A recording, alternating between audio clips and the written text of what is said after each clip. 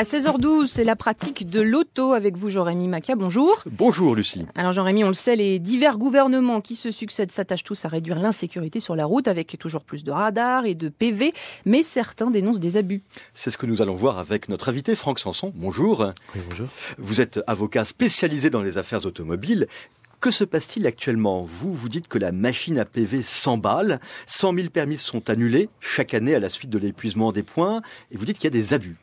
Oui, il y a des abus, des erreurs surtout, des erreurs pures, c'est-à-dire qu'il ne s'agit pas de défendre ou de contester des pertes de points légitimes.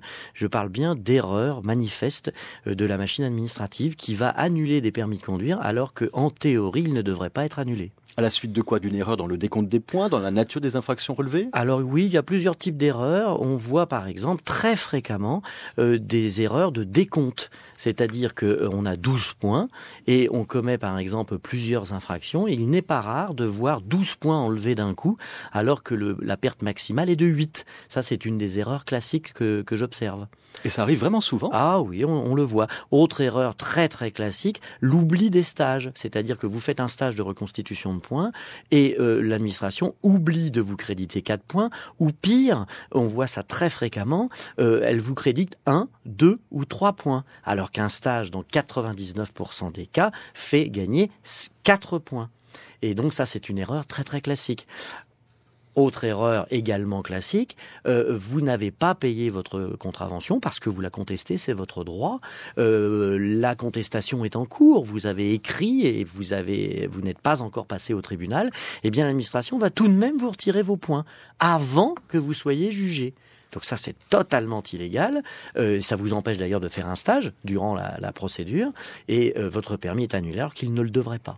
Comment faire quand on est automobiliste et quand on est victime d'un abus ou d'une erreur ou d'un déraillement de l'administration ?